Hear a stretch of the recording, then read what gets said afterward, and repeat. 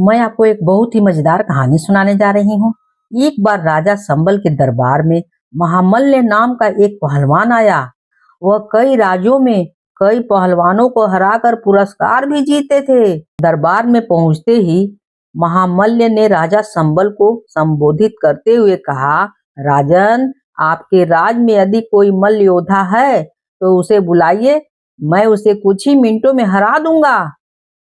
यदि आपके यहाँ कोई ऐसा योद्धा नहीं है तो फिर आप मुझे अपने यहाँ की उपाधि तथा प्रशंसा पत्र प्रदान करें। महामल्ल के गर्व से भरे दाव को सुनकर सभी दरबारी सन्धे रह गए। राजा के समझ में कुछ नहीं आ रहा था कि क्या उत्तर दिया जाए। तभी एक मंत्री एकाएक उठकर यूं बोला, दया निधान, हमारे यहाँ के चंड प्रचंड गोलमल के सामने कोई भी महायोद्धा टिक नहीं सकता है। यह बात तो सभी जानते हैं। वह कहीं बाहर गया हुआ है, 2-1 दिन में आएगा। खैर, महामल्ल के लिए पूरे सम्मान के साथ राजमहल में रहने की व्यवस्था कर दी गई। उसके कानों में मंत्री की बात बार बार गूंज रही थी। वह गोलमल के बारे में ज्यादा से ज्यादा जानकारी प्राप्त कर लेना चाहता था, इसलिए वह नौकरों से कुदेर कुदेर कर सवाल पूछ रहा था।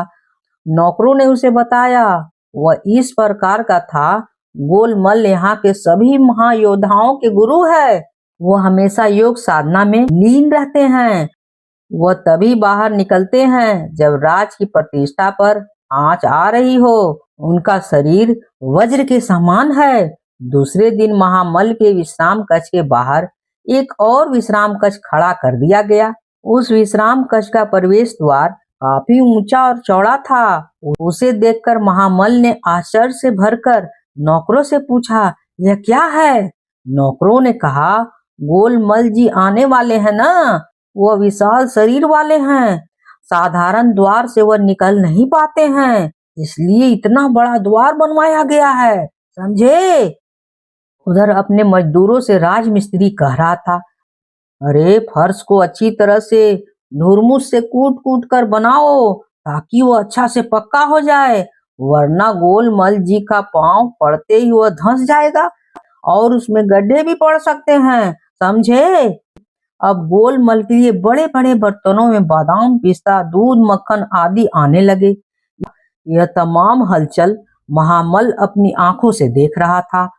उसको समझ में नहीं आ रहा था कि अगर हम भाग जाएं यहाँ से तो या तो अच्छा होगा या तो मेरी बुराई ही होगी। उसी शाम को राजधानी में घोषणा हुई कि अगले दिन नए विश्राम कक्ष में गोलमल जी प्रवेश करेंगे। फिर सुबह सुबह एक विशाल बग्घी वहां आकर रुकी। उसे 8 घोड़े खींच रहे थे।